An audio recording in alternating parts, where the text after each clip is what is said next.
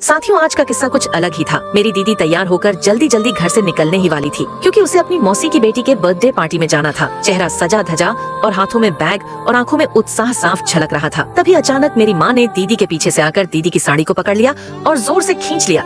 दीदी गुस्से से बोलती है, अरे माँ जी, तुम्हें होश नहीं है? क्यों मेरी साड़ी खींच रही हो?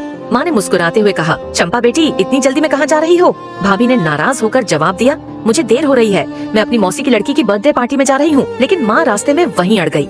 उसने धीरे से कहा, बेटी, अगर तुम ये साड़ी पहनकर वहाँ गई तो सब लोग तुम्हारा बहुत मजाक बनाएंगे और मैं नहीं चाहती हूँ कि कोई भी मेरी बेटी का मजाक बनाए। तो अब मैं खुद अपने हाथों से अपनी बेटी की साड़ी को एक फैंसी और डिजाइनर साड़ी बना दूंगी। साथियों, अब मैं अपने हाथों का जादू चलाती हूँ, अपनी बेटी की फैंसी साड़ी बनाने में लग जाती हूँ। अरे चंपा बेटी, मैं आज तेरी साइज की साड़ी बनाऊंगी। ये सुनकर मैं हैरानी से माँ की तरफ देखती हूँ और कहती हूँ, मेरी साइज की साड़ी? माँ, ये कैसी अजीब बात कर रही हो?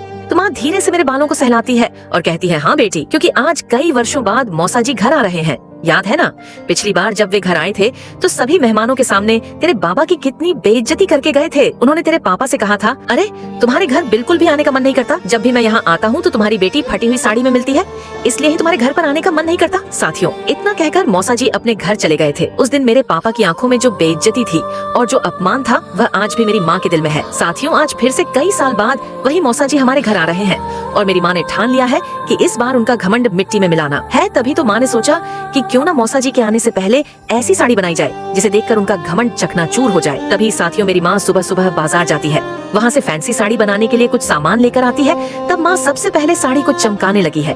दीवारों से चिपकी हुई धूप की किरणें जैसे हमारे आंगन में हौसला बरसा रही हो। मैं माँ को देखती हूँ, उनके माथे से पसीना टपक रहा है, लेकिन आंखों में उम्मीद चमक रही है। मैं अभी चुप नहीं बैठी और माँ का हाथ बटाने लगी हूँ। कभी माँ पल्लू से उनका अपना पसीना पोंछ रही थी। धीरे धीरे वह साड़ी आकार लेने लगी है, जैसे मेरी माँ मेरे टूटे आत्मविश्वास को नई साड़ी से जोड़कर फिर से खड़ा कर रही हो। साथियों, हमारी न्यू साड़ी लगभग पूरी होने वाली है, लेकिन उसे देखने से पहले रुक जा बेटा। अगर तू अपने माँ पापा को हमेशा खुश देखना चाहता है तो इस वीडियो को लाइक करके चैनल को सब्सक्राइब कर दे और कमेंट में जय माता दी जरूर से लिख देना।